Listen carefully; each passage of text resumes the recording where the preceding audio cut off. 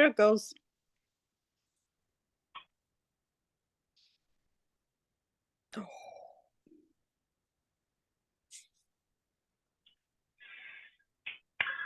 Okay.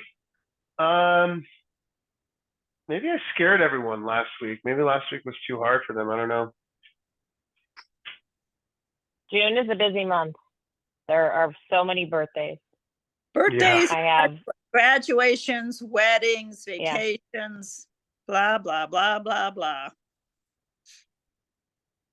a hard time to eat A well. hard time to eat well. Mm. But I think just having that kind of in the back of your mind makes you do better choices. Maybe not perfect, but better.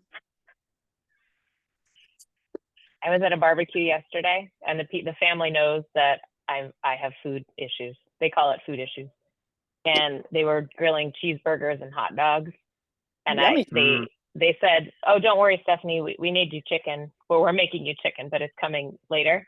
So then all that I could eat of the whole spread was like watermelon. So I ate a lot of watermelon because I was hungry. I got bloated off the watermelon, and then they cooked chicken breast, and I ate that. That was my meal for most of the day there. Better than nachos. Well, at least when I eat a hot dog, it's a chicken hot dog.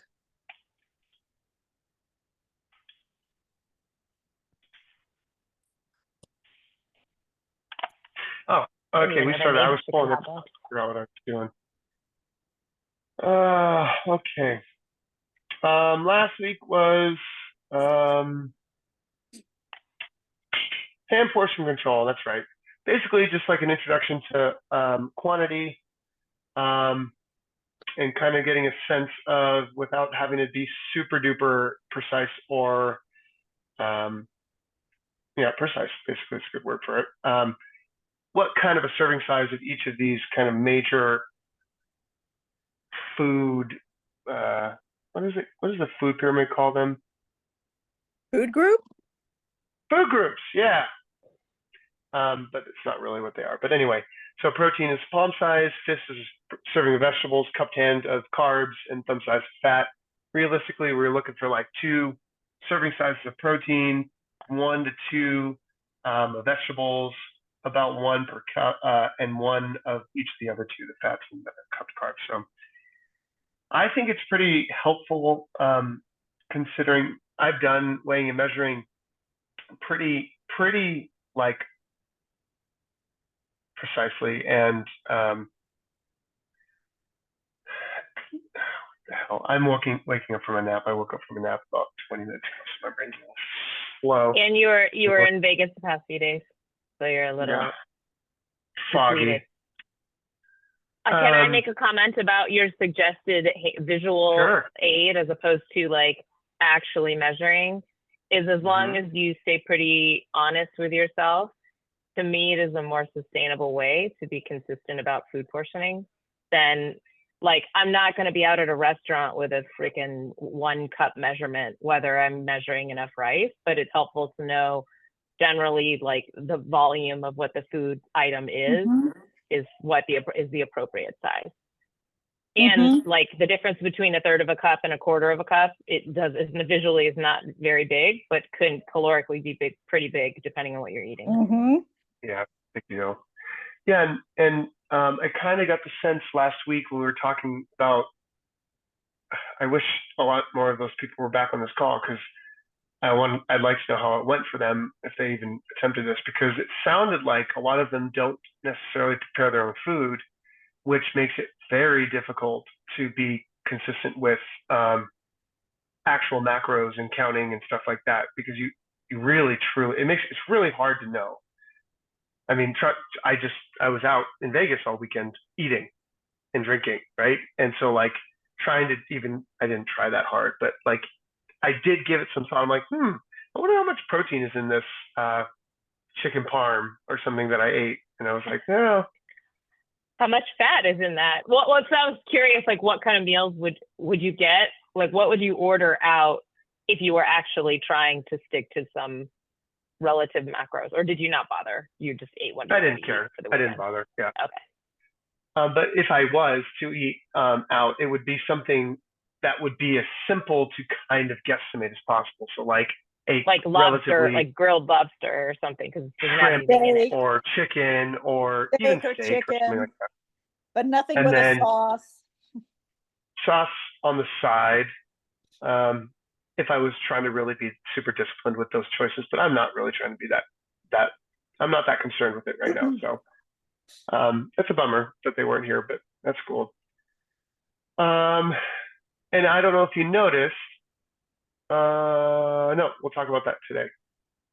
And then the extra little tag on thing that I'm added for last week was body composition, just kind of an introduction, because I feel like people don't know the distinction between some of this stuff. I should have put BMI in here. I forgot to do that. And how BMI is just a slightly more telling metric than just the weight on the scale, but it's still a relatively limited metric for measuring someone's body Fitness. markers per se. So Most often seems to be what medical professionals are using for reference. So when you go, they just are like, your BMI is this, and it's bad, you're obese, regardless of what you look like. Yeah. They don't know they don't care about the other numbers. Yeah. Do you remember, William, when you guys were all trying out to be lifeguards, and one girl, they used BMI as a disqualifier, and her BMI was too high, and so they would not let her into the program. But she was like strong as a horse, the best swimmer you've ever seen. You know, she could outdo pretty much everybody there, but her BMI was too high, so they wouldn't take her. So no, I don't remember that. That sounds like a lawsuit to me. yeah, do you remember who it was? No. It was Lindsay. Elam? Mm-hmm. But anyway, people use that, and it's not really a very good marker of your physical fitness or health. What is BMI? Body mass index. It's your weight divided by your height. Or it's not exactly that, but it's basically just your weight and height to give you a number. Most of us are going to fall between like 20 and 30. But let me get the specific numbers so I don't misspeak here. But if you're short and heavier, then the number is going to come up regardless of whether it's muscle or fat. It's just your absolute weight. Yeah, she was a swimmer, and so she had no fat, but she was probably not tall, thick. like not super tall. She was not super tall, and she was thick. She was a thick body type, and so yeah, so she got not disqualified, but she didn't pass the test or muster whatever, even though she would have passed. She did pass, I think, the swimming part. So I just find that interesting. Did we talk about waist size to height on this pod, or was that something else I was listening to? No, waist size? Mm-hmm. No, we have not, but I actually think that's a better comparison, right? It's realistically, because like we're kind of hinting at already, your lean mass could totally. Actually, I put in the worksheet this week the comparison of the exact same amount of weight of muscle versus fat volume wise. I think that's technically supposed to be 1 kilogram in that picture. It's not relative to like a hand size or anything, so it's hard to tell. But basically, it's like the exact same amount of fat occupies a bigger volume at the same weight. So picture came with no caption. It just looked. I know. I was thinking, is that a sweet potato? I couldn't decide what that chicken breast and a sweet potato. I intentionally left it blank because I wanted to talk about it and not. Well, that's really funny that people thought it was a sweet potato. That's funny. Well, but anyway, I've seen those pictures compared enough to know what it was, but it needs no caption. Yeah, maybe people haven't. So adults, healthy BMI is between 18.5 and 24.9.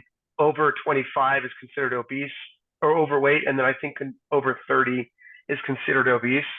And I'm technically obese based on my weight and my height. So is um, Colin. Colin's as ripped as can be, and he's technically obese. Mm-hmm. So all it's of not those a great measure. the numbers are not, yeah. But And that's why I push people so hard to get a body spec, because you're not, it's a much more telling, informative number for you to make decisions based upon. And you get to know your lean mass. You get to know with most. I think. Let me make sure. You see the standard error of that. What is DEXA scan? Does the body spec have a BMI on it? I don't know. It has a bunch of things. I think it does, but it's like not irrelevant. But like, yeah, it's easy to calculate. So I think it is listed on it. I might even have one. Yeah, because the body spec is interesting because it tells you your percentages, like your trunk, your arms, your legs, you know, all your body parts. It tells you what percentages of fat and lean mass you have in each area. So you kind of which know. I think is kind of a silly thing for them to distinguish, because there's no way to specifically target fat at any specific site. You lose body fat across the whole body, or no body. There's no like, I'm going to do a bunch of abs. I'm going to do a bunch of sit-ups and lose belly fat. That's not how it works. So I think that's kind of silly that they break it down like that, but whatever. So standard error for DEXA scan, which is the best in terms of measuring body composition, is about 2.5%. So it's still actually relatively high. That's why you get them more than once also, and you try and do it under the same circumstances as much as possible, meaning like as early in the morning as possible, trying not to drink water, things like that. All the other ones like skin fold, underwater weighing, air displacement, bioelectric impedance. Bioelectric impedance is probably the one that people use the most, because it's the most accurate, that's the most accessible. It's your in-body is the best ones, and then you have those handheld ones. I had a handheld one at the gym, or those scales that you stand on. Essentially what it does is it sends an electrical signal through, and then it connects to the other end of the circuit, which is your other foot, and it measures how long that signal takes to get through. And that one, they're about 3.5% to 6% accurate, or standard error could potentially be off. So lots of room for trouble in there. That's why I like DEXA so much. Is that though from day to day, or just as a, like, if somebody was really going to be accurate? So like if it measures you wrong, is it measuring you wrong consistently, or is inconsistently measuring you wrong? Yes. Okay. Whatever. It's better than not knowing anything. Right. It's basically, it could be both. Like, you can have that. That's why, like, for example, if you do skin fold testing, you should try to get tested by the same person, because not everyone does it the same way. And if you have more or less experience, it changes how you grab the skin, how you put the calipers on. Underwater weighing is pretty good. Air displacement is pretty good. But like underwater weighing, you have to get into essentially a dunk tank and then exhale all of your air and hold it. Exhale. That freaks people out, right? So people might not always blow out all their air, right? So there's limitations to each of these methods.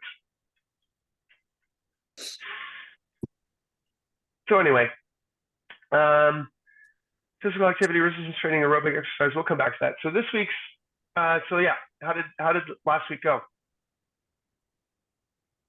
for peeps who did it? You didn't have to do it. We can just talk about whatever you want, but we can do that later. We did add in more vegetables. I'm trying to add more vegetables. I think I have the protein under control, not under control, but dialed in a little bit better. But we're always short on vegetables for some reason. So we did purposely add more vegetables. What do you think your for some reason is? What do you think your reason and most people's reasons are? For not getting enough vegetables? Mm-hmm. Because they don't taste good. And or they substitute them with something else, right? Well, try like actually, no. You could season them a little bit. They taste good. No, they Season them with don't. cheese.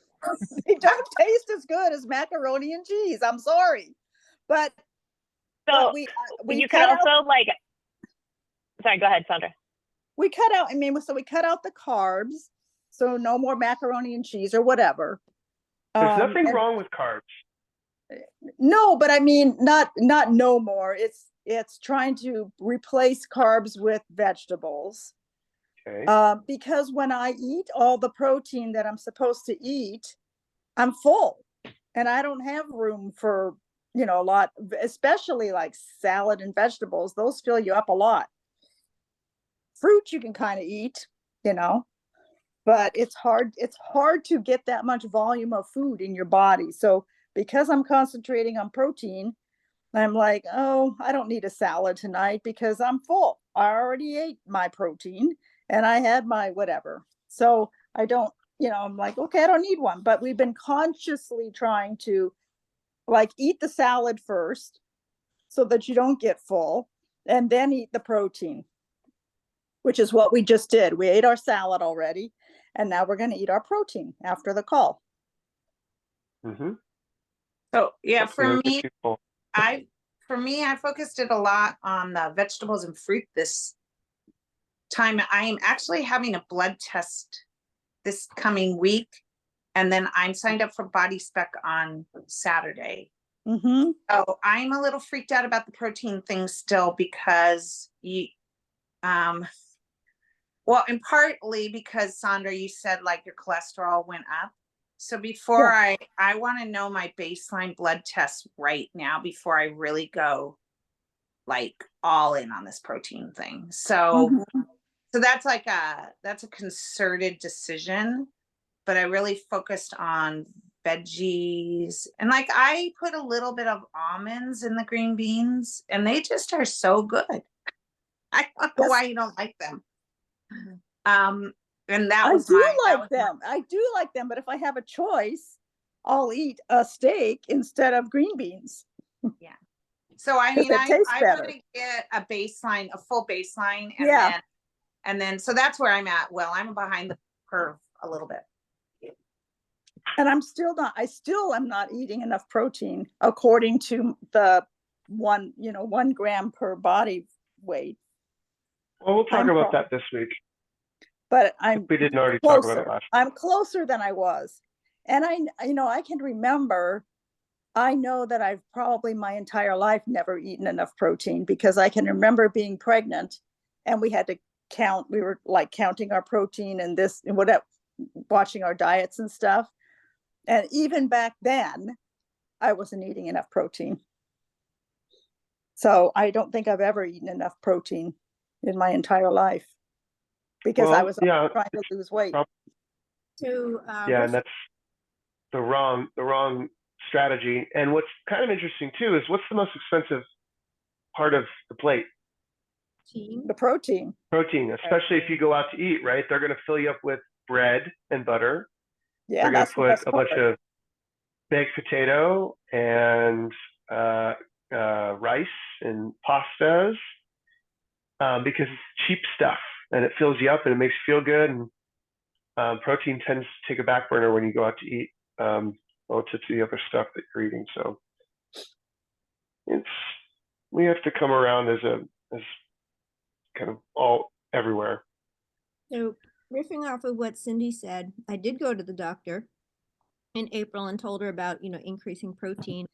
Had blood work done and my kidneys were fine and all of that, but she warned about eating a lot of meat for the cholesterol reason. So she was like all for eating more protein, but to try to find plant sources, which I think is really hard. What about like beans? Because I had like more beans this week on purpose. Like, How much of a source of protein is that? It's I would not consider it a primary protein source, but it has more protein than a bell pepper. You know, like it definitely has more protein and fiber than some other things that I would consider a vegetable or a whole grain or things like that. But it's lower. It's nowhere close to meat animal protein. Well, so can you come up with some plant-based protein that would be like substantial? She did, and I kind of blew her off. They don't taste good.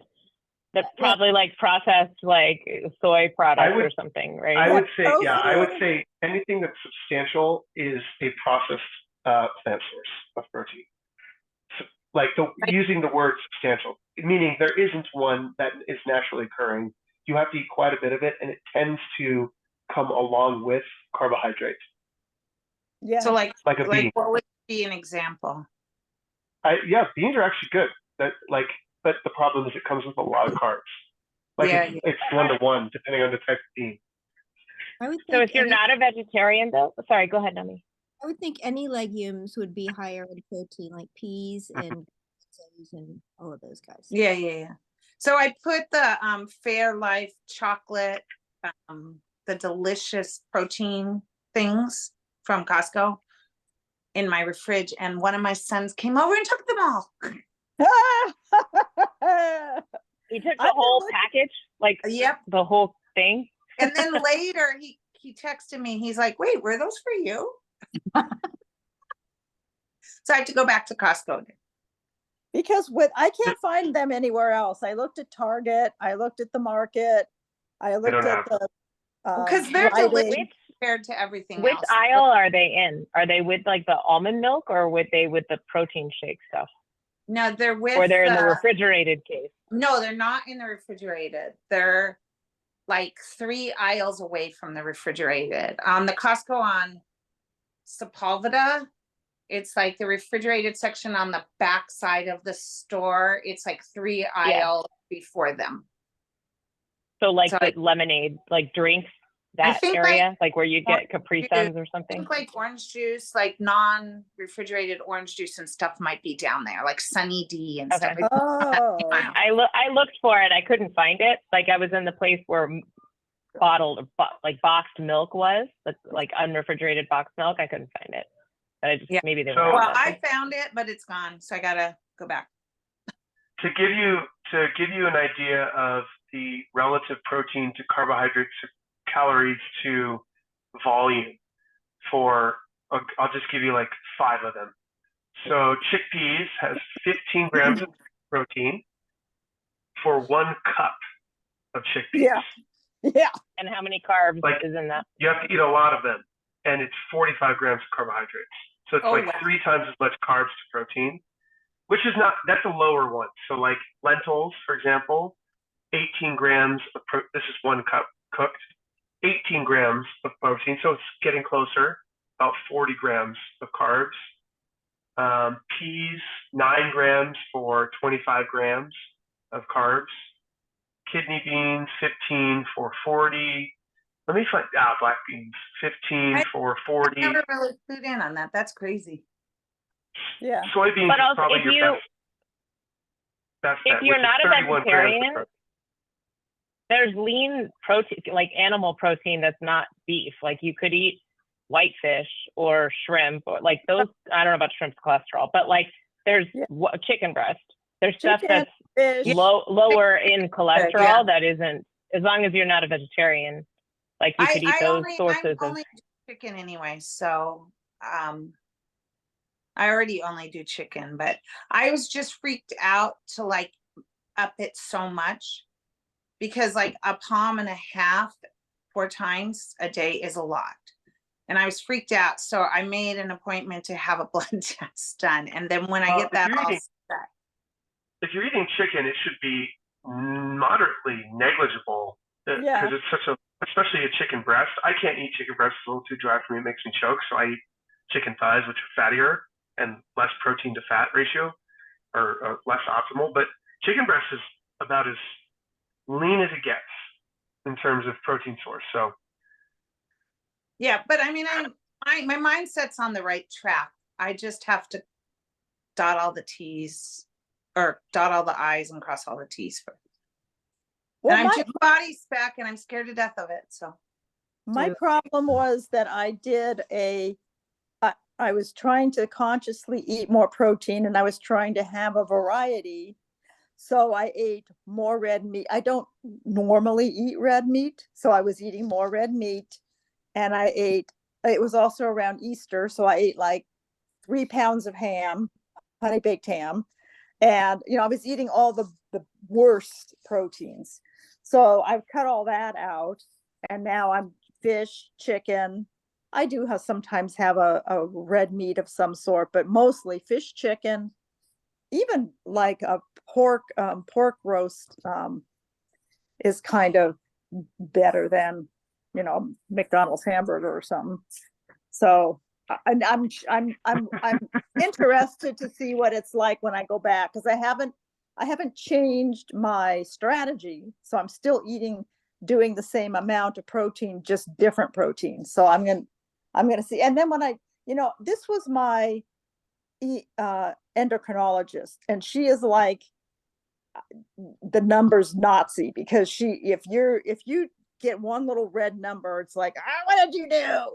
So I was telling my primary care about the same thing, and she said, oh yeah, your cholesterol went up a little. I said, yeah, because I'm trying to eat more protein and I was eating the wrong kinds of protein. She goes, oh, well, if it was diet related, that's not a problem. So it's just, different people have different reactions to what you're doing, because they don't do that. They don't do that kind of stuff. Most doctors are not that healthy, I've found. And there's nothing wrong with trying to vary the protein source either. It's just you do run into trouble when you start eating fattier protein sources for a majority of your protein. Yeah. So like I don't know. I just Googled it because I wanted to see what it would say. Limit red meat consumption to more than 3 portions per week. 3 portions per week? Per week. Yeah, so I'm not even doing that. That's not that many. Yeah. That's not that many. I didn't do any research to see where they came up with these numbers. But a lot of what's kind of interesting is a lot of these suggestions, E.C. Synkowski talks about this all the time, come from lots and lots and lots of research. They don't just make these things up. So there is probably something to a lot of the recommendations. Now, whether or not it's like doctors are all like, who knows? Basically, like, it's balance, variety, moderation, right? We just have to be cognizant of how much we're eating of what, try and keep it as varied as possible, be responsible. If you do get numbers that say, oh, that was probably a little too much fatty meat consumption for me in the past 6 months, maybe I shouldn't be having that much. That's why you go and get blood work done regularly, and you do DEXA scans, and you pay attention to what you're eating and how you're out feeling and things like that. That's why we care. Because if you're not, you're going to get 5 years later, you're like, oh my God, how did I get where I'm at? Because I wasn't paying any attention to what was going on along the way. So that's kind of the idea. Yeah, and someone I know before just had a heart attack and died. So, there's that. I know. And, people that seem healthy have heart attacks and die, and you're like, what the hell? Yeah. Yeah, some of that's congenital stuff, and you can't do anything about it, but you can do a lot about optimizing what you've got, right? But yeah, you can do what you can do. Exactly. So, okay, let's dive into this week's focus. So I've tried to kind of layer this. Every week is a little bit more nuance, a little bit more accountability, a little bit more specific, requiring a little bit more discipline. The 5 people on this phone call. I don't know how many we started with, but obviously people aren't there, right? It's either not a priority for them, or it's not time for them to start making some of these changes. So that's okay. That's part of the process, right? So this one's a little bit more specific in that you need to actually start weighing stuff. So Lazy Macros is this thing by this girl, Isi Sinkowski. She runs Optimized Nutrition. She has a consistency project podcast that's one of the my go-tos for all things nutrition. Her Lazy Macros is actually 3 pillars, is what she refers to. One of them is the 800-gram challenge, which is, loosely speaking, 2 cups of fruits and vegetables at every meal for 3 meals. That's about 800 grams or more. 2 cups at every meal? Yeah, that's 2 fistfuls of vegetables every meal. Oh, God. That's like a carrot and celery, or a carrot and a handful of grapes. Not that much stuff. It's not that much, Mom. If you weigh And out, also, it's such a great snack. You can just leave a bowl of grapes sitting out, and that's such a great snack. Well, a fistful to me is a large amount. It's like a cup. More than, it's like a bunch of grapes. Okay, a little that's bunch probably of grapes. it's probably like 12 grapes. Okay, then that's fine. I can do that. It's like 12 grapes and an apple. It's like 2 servings. It's probably not. It's probably a little shy, but it's close. Or the berries you put on your yogurt in the morning. Berries and yogurt, right? Bananas. I find fruit a lot way easier to do than vegetables. Well, because I can't do vegetables for breakfast. Raw. I can't do it in the morning. Yeah, vegetables. I like vegetables with my eggs, like onions, tomatoes, mushrooms, and like a lettuce. Okay. And I put a ton. I put a ton of kale in when I'm responsible for cooking breakfast, because I want to knock as much of that out of the way as possible. She counts black beans though. She counts lentils as that also. So she's kind of the 800 grams of fruits and vegetables a day is basically, it's like on the hunt for fiber is basically what she's doing. And then combined with, she says 0.7 grams of protein per pound of body weight. And so I'll come back to that. And then the third pillar, which we're not actually going to touch on this week, we're going to do it in a couple weeks, is staying within your calorie count. That's her Lazy Macros.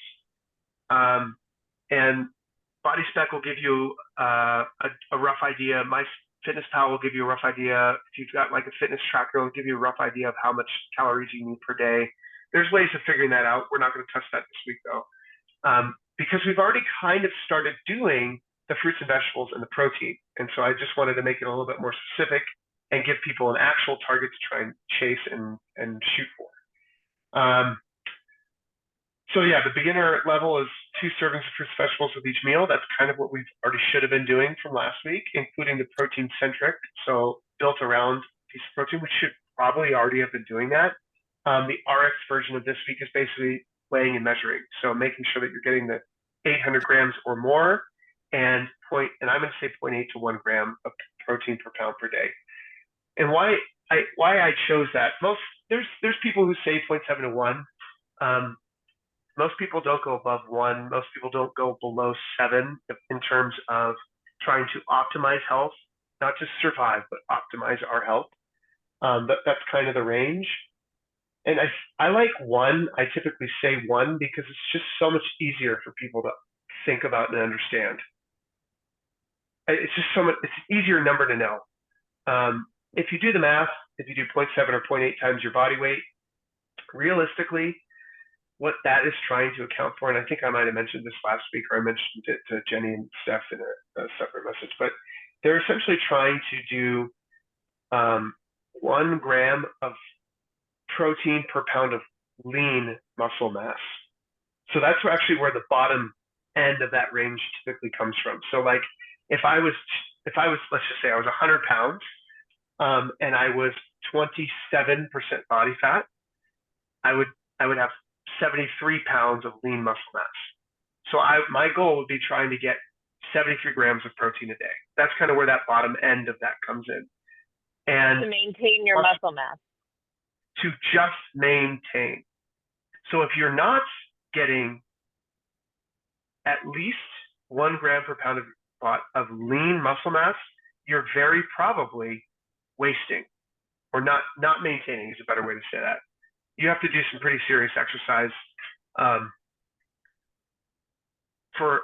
or be in a caloric deficit or be in an amino acid deficit for a long time for it to start taking it from your muscle. But it is possible. So that's kind of what that bottom end number is trying to prevent that from happening. And then realistically, about 10 to 15% above that is usually when you're doing a caloric surplus to try and gain weight. They tell you not to exceed your baseline, your maintenance calories by much more than like 10, 15, maybe 20% on the very, very high end, because it's too, for lack of a better word, dirty.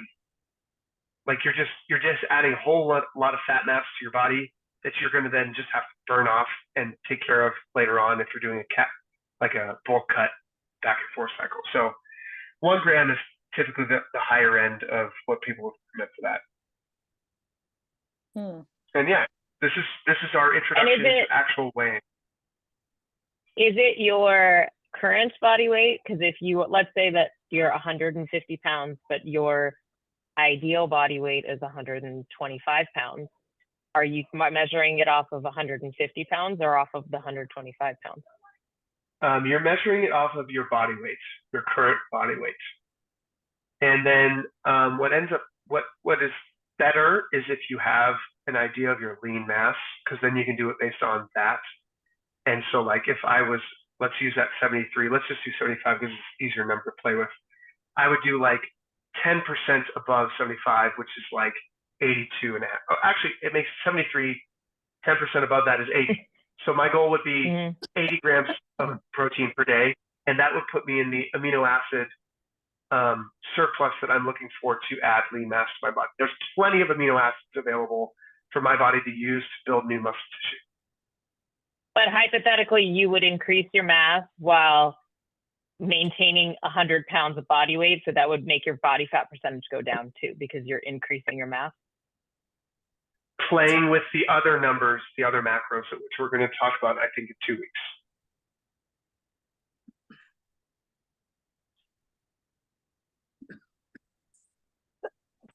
Yeah, next week is meal planning. The following week is calories in and out. Macros is, well, a long ways away. But yeah, basically what you would do is, and that's why I like the lazy macros, because the hardest thing for people to do, I think, is actually hit their protein target.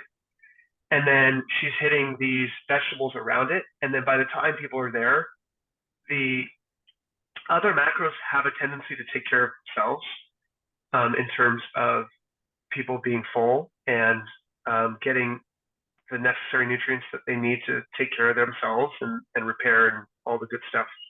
And so they end up, and this is why we start with quality first, because people tend to self-regulate, and they will, as long as they're hitting close to their protein goals, they will start to lose fat mass and maintain lean mass. That's kind of the idea. That was what you were asking, right, Stephanie? No, sort of, but I mean, with the actual mass number you gave us, if you are shooting for caloric intake to maintain 100 pounds, but what you're choosing to eat is you're eating like for 80 pounds of lean mass, then will you start to recompose, or will you because you're prioritizing 80 grams of protein instead of 73, you've increased your protein, but you're maintaining the same calories in of 1600 or whatever.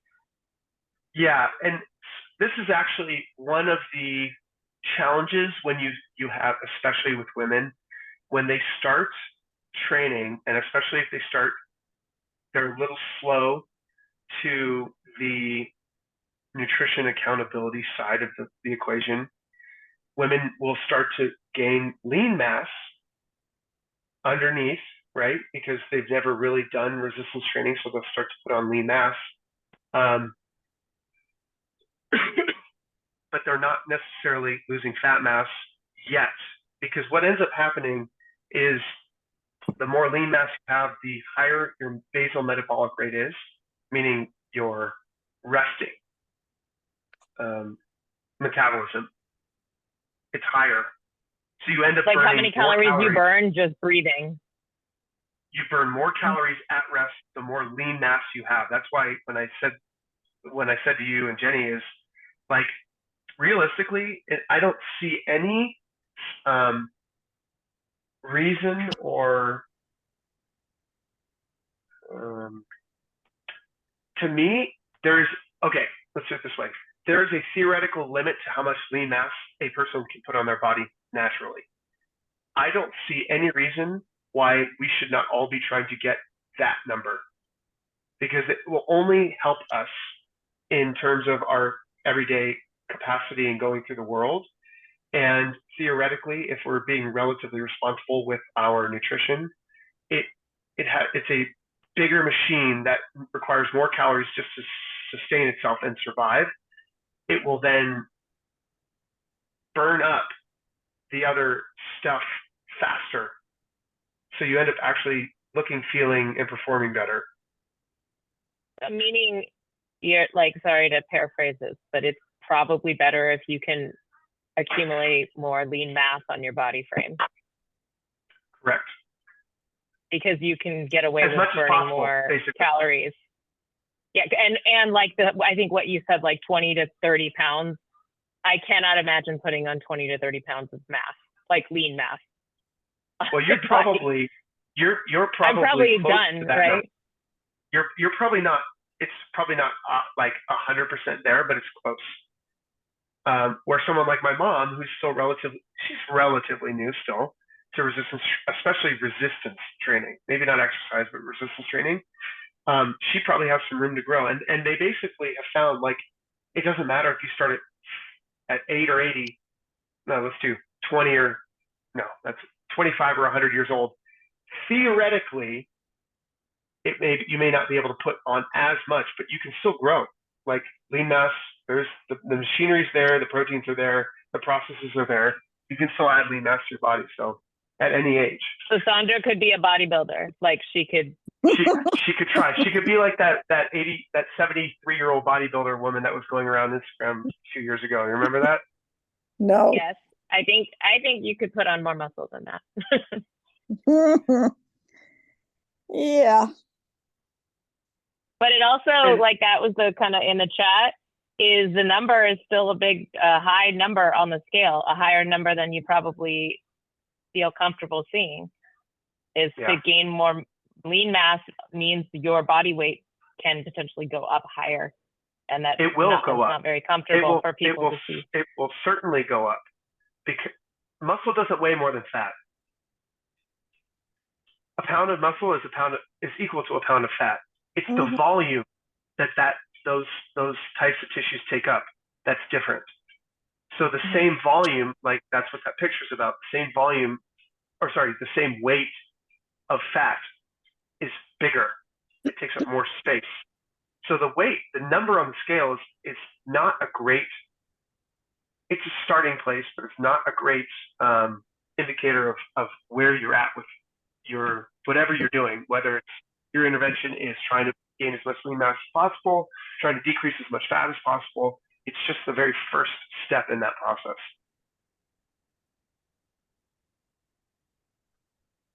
Because I have my weight on the scale is more than it was before I was trying to eat protein. But if I look at my body, my physical body, I don't look fatter. You don't, because you don't.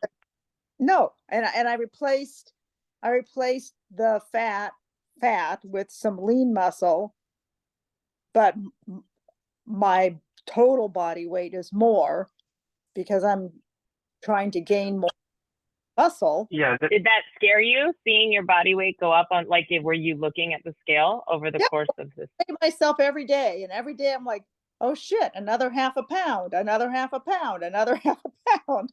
And You shouldn't do that. but I do. I have my whole life. I weigh myself every single day. But not, I mean, not, it doesn't change anything. It just makes me say, But in oh, your mind, you think, am I doing the right thing? I'm gaining weight. What am I doing? Like I'm following what he said and my number's going up. There must be something wrong. But then you do your body scan and you've gained 3 pounds of muscle. yeah. Happened for And me. decrease fat mass by 2. So, Yep. so my body spec from 2022 to my most recent one showed that I gained mass and I'd gained muscle in my leg, but overall I gained a ton of fat. So I think that there's something about maybe, I mean, I'm thinking that it has something to do with I need to stress my body more, like, and exercise more to have that extra energy that I'm taking in go to building.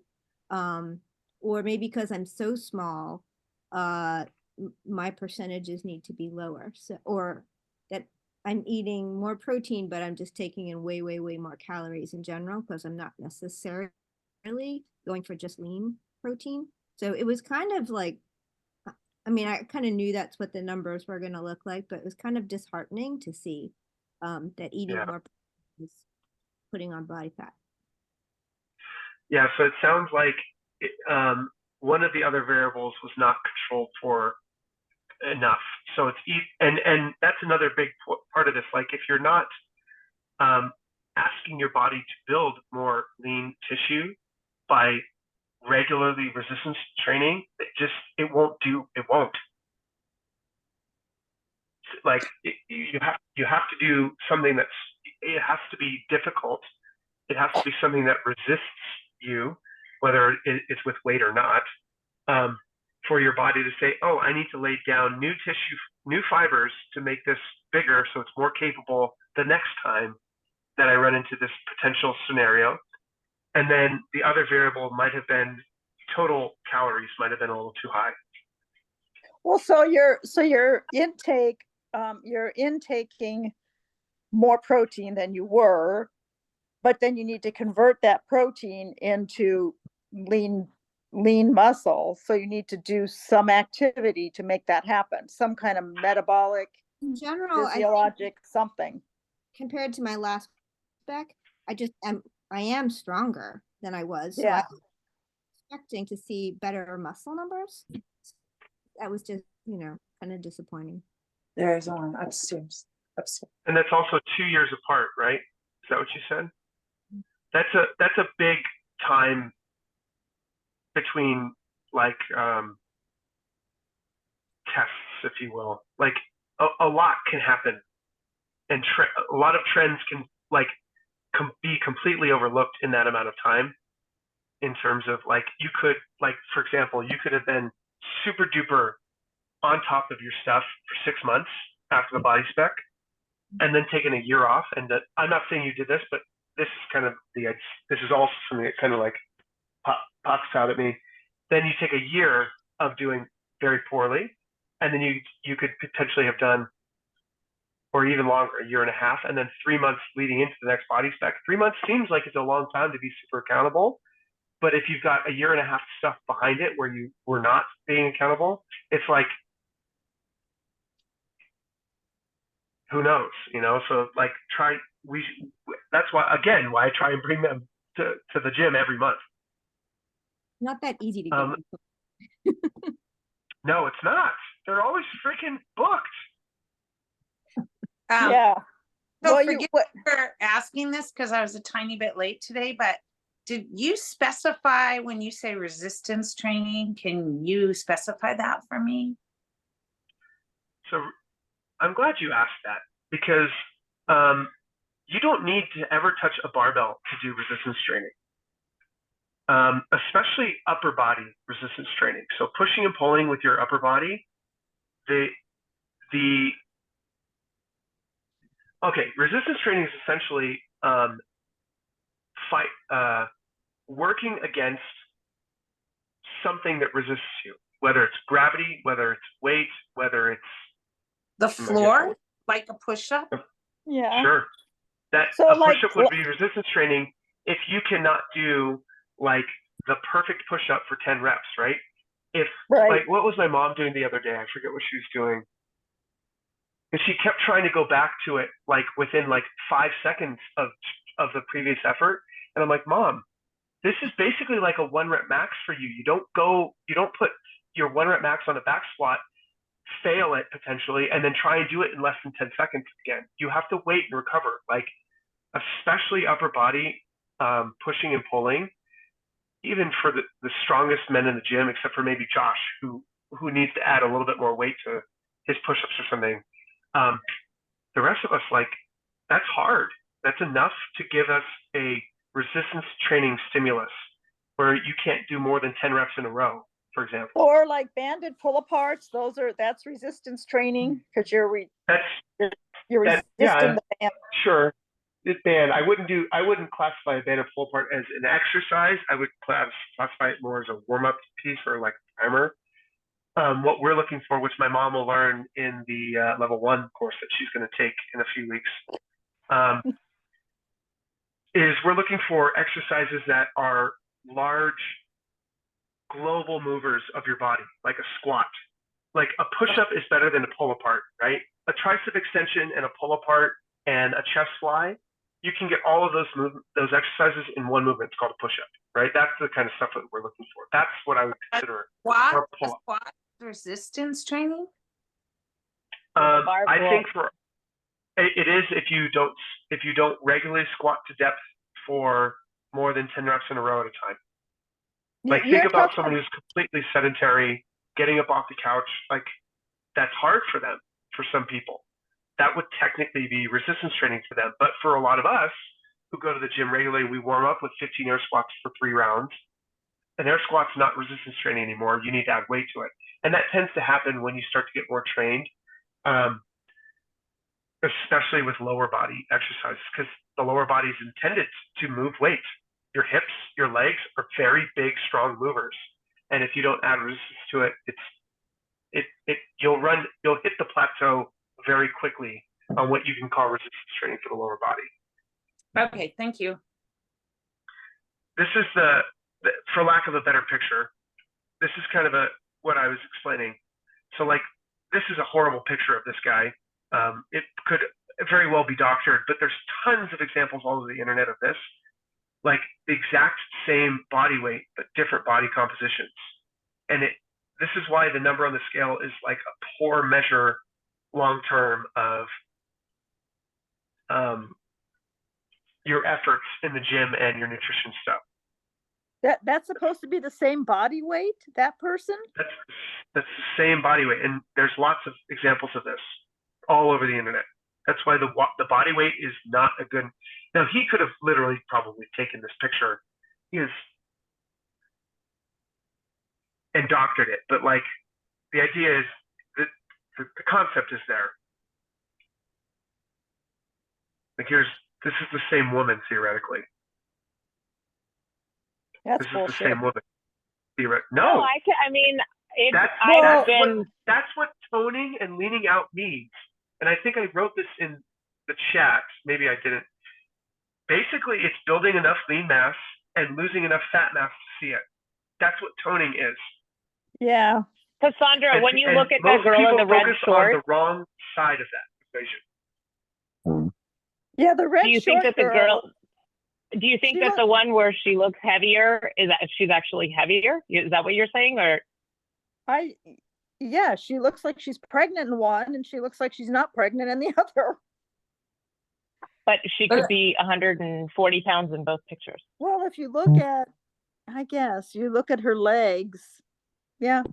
One is the before photo, the other the after photo after she put the heart. And maybe a little Photoshop, who knows? The point is, it's the volume that people see here. It's not the weight, it's not the number, it's the volume of fat mass. Well, and relative lean mass. Yes, it's true, because if I look at myself, I weigh 5 pounds more than I did 3 months ago. But to me, I look skinnier in the mirror. And you are. Well, You're I don't like know if I leaner. am. You're leaner, not skinnier. But I mean, I don't know what the definition is. But like the Yeah. pictures of the women, they're all the different heights. They're all different body shapes, but they probably all weigh the same in that picture. That's the whole point of that picture, is to show you Oh, yeah. that the weight, the number is the tiniest little thing to pay attention to. Different shapes, different sizes.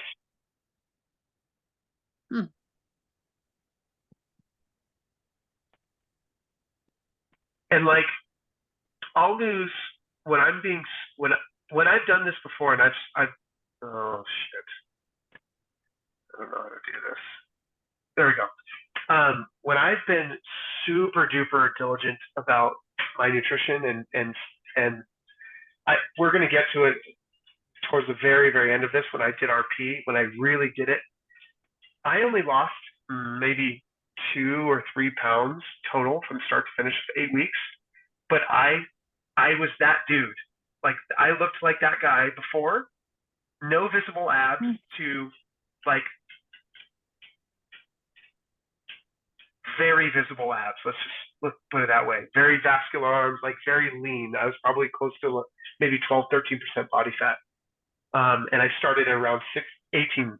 I lost about 6% body fat over the course of like 2 weeks, actually. But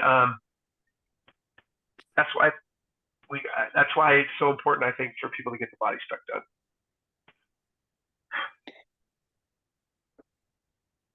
And don't concentrate on the number of the, scale. The number is it's not horrible. It's just one data point. Artie. Want to say hi, bud? Hi, Artie. Artie, it's nice to see you. Cute. Who is that? Who's that over there? Artie. Hey, Artie. You're on earbuds. Oh. Can he see people? Mm-hmm. He does watch TV, so he looks at the screen and sees people and animals and stuff and reacts. Oh, look, another dog. Oh, that would be good. Does he see the other dog? I think he sees it. Look at the dog, Artie. He's probably, look, a dog on TV. He likes to bark at him. Yes, he does. That kicks him out. All right. Anyway, so that's the challenge. And then if you've got the third pillar is the advanced level is calories. So excuse me. If you know if you've set up a MyFitnessPal before, if I haven't looked at it before you try and jump into this, let me look at it and set it up for you just to make sure things look right. Because what happens is MyFitnessPal defaults to a lower protein, higher carb, macro distribution, and it's a little yeah. I was using MyFitnessPal. I don't think it's optimal. Let's put it that way. Is it an app on the phone or is it? Yeah. Yeah. Yeah, it looks like it has a little ballet dancer doing a plie, or not a plie, pas de bourrée, or whatever the heck that is. Is it something that It's to track your food intake, like so that you can enter what you eat each meal, and then it tallies up all your protein and your carbs and fat. do you have to attach it to a wearable or is it just the phone? No, it's just the phone and you log stuff in. But wait a minute, why is it? It's asking me to pay. So you pay? You can attach it to a wearable. I would recommend not, because most wearables I feel like overestimate calorie burn, especially Apple Watches. I don't have one, so I just wanted to make sure I didn't need one. No.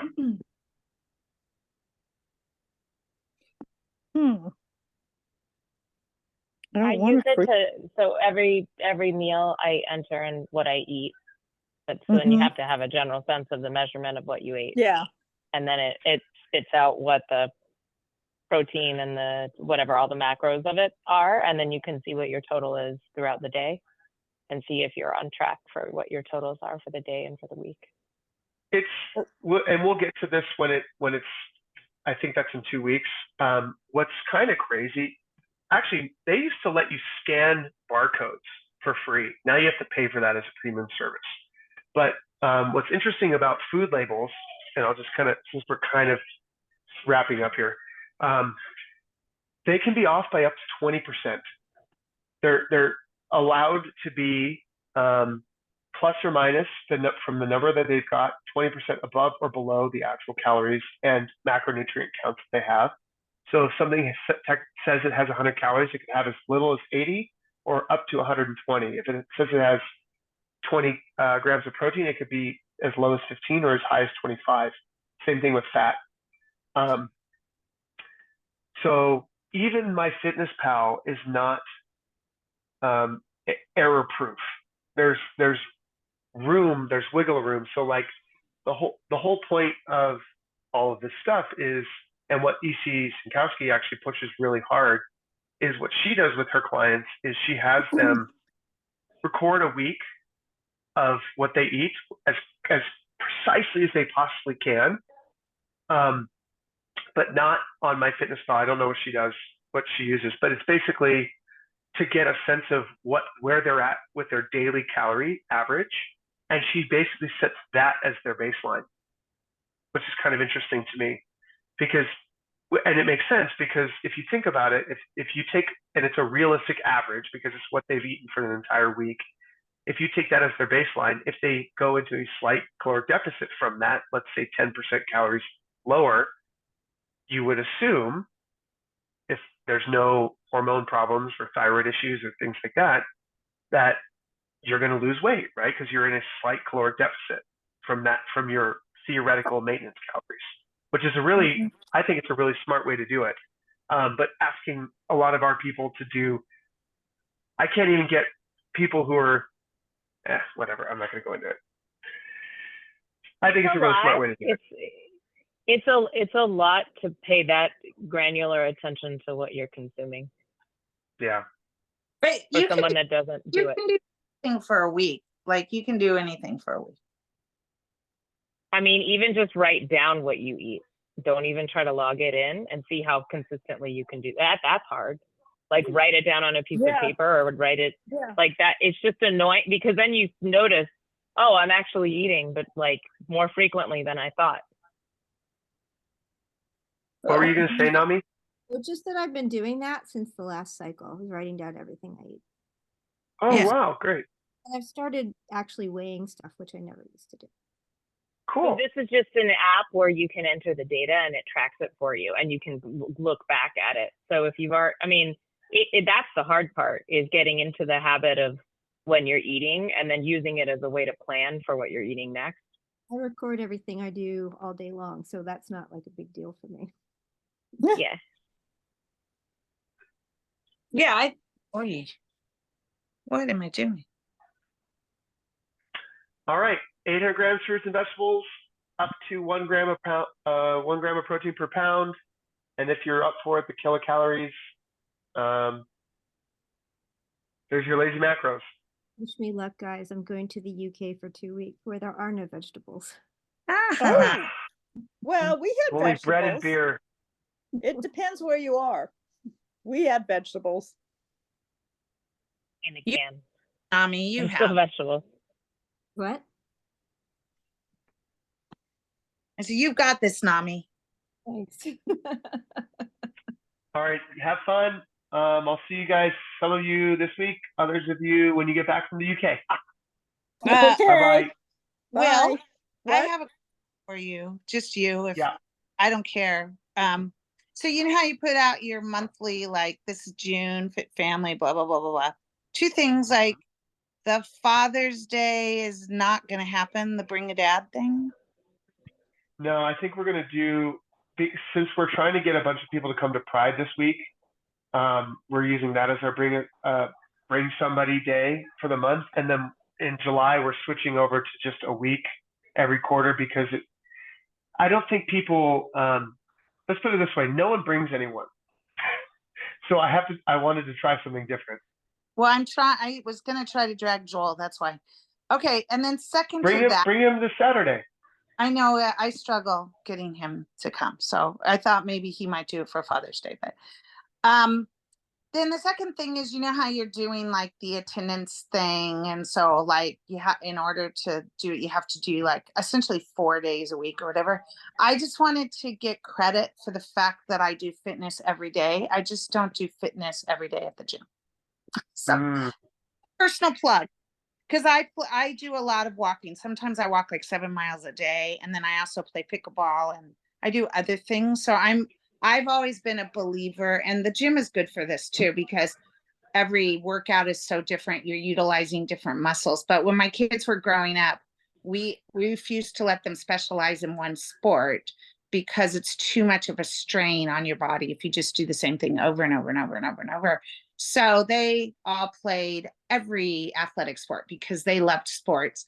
And as a result of that, my kids were never hurt and everybody else's kids were hurt. And so I just wanted credit for getting fitness every day, even if it's not. And you've got it. And that number basically, it just comes from, most people don't. If they don't come to the gym, they don't do anything. But that's where that number comes from.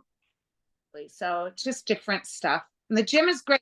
Don't get me wrong, I love it, and it's good. Like it works every muscle. It's awesome. But theoretically, shouldn't we be moving every day? We should be. Not whether it's walking in addition to going to the gym. That walking is like. I play a lot of tennis and pickleball too, but I don't know. That's debatable whether that's true fitness. Pickleball. But I mean, so I would say, devil's advocate, I'm not an employee of the gym, so I'm not going to speak for Will. I'm sorry to barge in on your conversation about this. I thought it was more gym focused, but I already was listening to it. Is that like the benefit of going consistently to the gym is that you develop skills and you can grow within the gym. So you can continue to do all the other stuff, but what I would assume he's trying to help you develop is a more consistent workouts in the gym and improvement, and you can see improvement and you'll want to continue going and apply yourself and still use, even if you put in 50% intensity, that will probably be safe enough where you're not so concentrated on focusing on CrossFit training that you're going to injure yourself. Yeah, of course. Theoretically. I'm 3 day a week girl, and I've always been, and that works for me. And I have shown growth with that. So, but yeah, I don't know. If I didn't have all this other stuff going on, I might come more, but. And there's more resistance training in the gym than there is doing pickleball. That's why I specifically asked that question, because I'm not getting it with the other stuff for sure. Although, yes. And I think like when you come into the gym, if you're looking at the board and you're like, I'm going to use this weight and always use the same weight, like when we're lifting, instead of looking at like, maybe I should go up 5 pounds this time, make it a little bit harder, a little bit, not injure myself, but like take a risk a little bit more than doing what I know is easy, what I know it's like, I don't even have to think about it. Like sometimes do a little bit more than that.